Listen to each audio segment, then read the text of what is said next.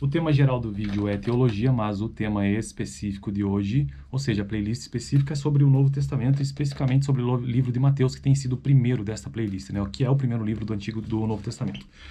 Lembrando que o Novo Testamento ele é dividido em livros biográficos, livro histórico, livros proféticos e livro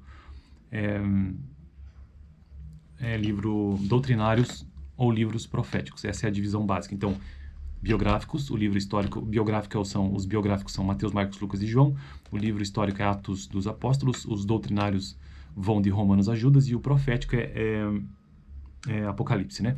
Bom, mas no vídeo de hoje eu quero tratar sobre Mateus, especificamente o assunto de hoje é sobre data e lugar do Evangelho de Mateus. No vídeo anterior eu tratei sobre o propósito do Evangelho de Mateus, que foi, segundo o livro que eu estou usando, o livro texto base, foi o Evangelho de Mateus e o propósito dele é que ele tenha sido escrito para os judeus convertidos a Cristo. Então esse foi aqueles que sofriam perseguição, né? Esse foi o propósito. E hoje data e lugar. O que é que diz o texto sobre isso? É esse o livro que eu estou usando, o livro texto base, tá bom? E diz o seguinte: quanto ao local em que se deu a escritura do Evangelho,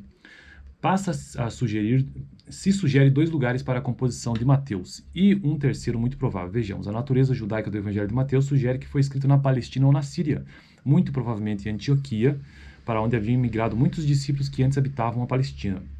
A opinião tradicional é de que o livro de Mateus foi escrito na Palestina, entre aspas, Judeia.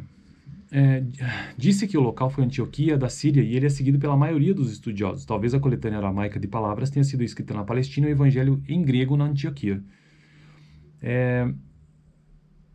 Mateus pregou na Palestina por alguns anos, depois viajou para outros países.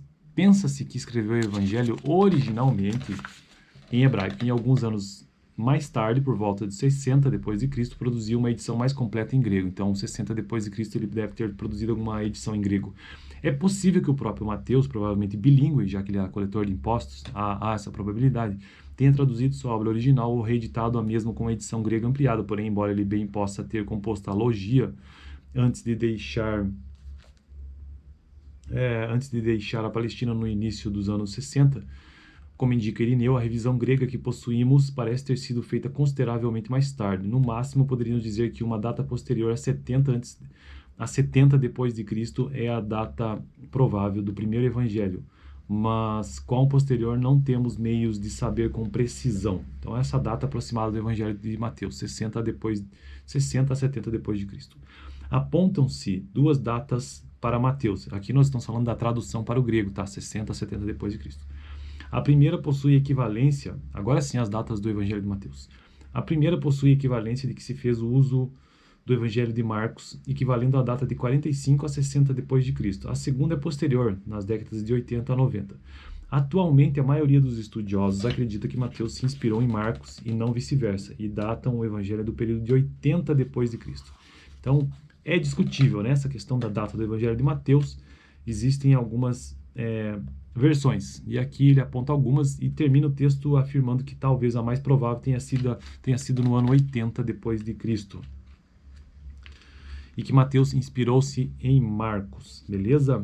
E não vice-versa. Mas isso é uma linha de pensamento, também existem outras. No próximo vídeo eu tratarei sobre a aplicação ministerial do Evangelho de Mateus, tá bom? A aplicação ministerial. E continuando essa playlist, e dá uma olhada nesse vídeo anterior aqui em cima sobre o propósito do livro de Mateus, do Evangelho de Mateus, para você acompanhar melhor a playlist do canal. Beleza? Valeu, até o próximo vídeo.